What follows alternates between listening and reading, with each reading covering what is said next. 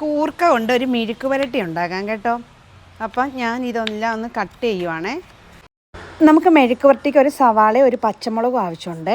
ഇന്ന് ഞങ്ങൾ ഇച്ചിരി കൂർക്ക എല്ലാം ചിരണ്ടി വെച്ചിട്ടുണ്ട്. അതെങ്ങനെയാണെന്ന് വെച്ചാൽ കുറച്ചേറെ സമയത്തിന് മുമ്പ് വെള്ളത്തിലിട്ട് കുതിർത്ത് ഞെരടി കഴുകിയപ്പം അതങ്ങ് നല്ല എണ്ണ ഒഴിച്ചിട്ടുണ്ട്, ചൂടായി. ഇനി കടുകിടാം.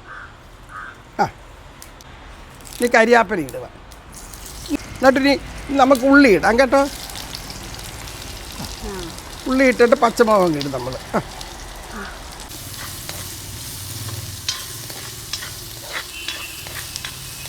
ഇടാൻ പോവുകയാണ് കേട്ടോ. നമുക്ക് ഇച്ചിരി ഉപ്പൂടി ഇടാം, അല്ലെങ്കിൽ ശകലം മഞ്ഞപ്പൊടിയും കൂടി ഇതിനകത്ത് ഇട്ട് ഉണക്കമുളക് ചതച്ചത് നമ്മളാണ്ട് കുറച്ചങ്ങോട്ട് ഇടുക. എന്തോ ഇങ്ങോട്ട് വരാം, അടപ്പിഞ്ഞ് കൊണ്ടുപോകാം മോളെ. കൊണ്ടുവരാവേ അമ്മ. ഇതിന് ഇച്ചിരി വേവുണ്ട് കൂർക്കായ്ക്കേ. അപ്പൊ ഇതൊന്ന് അടച്ച് ചെറിയ തീയിലൊന്ന് വേവിക്കണം നമുക്ക്. മനസ്സിലായോ? നല്ല ടേസ്റ്റാ ചോറിന്റെ കൂടെ അല്ലേ അമ്മ? നമ്മൾ ഒത്തിരി നാളായി ഇത് മേടിച്ചു. അത് തന്നെ അടക്കട്ടെ, അടച്ചാട്ടെ. അപ്പൊ ഇതിനി ചെറിയ തീയിലാണോ? ചെറിയ തീയില വേവണ്ട, അപ്പൊ അടിക്ക് പിടിക്കത്തില്ല. അപ്പൊ ഇനി വേഗട്ടെ. ശരിയായോ അമ്മ?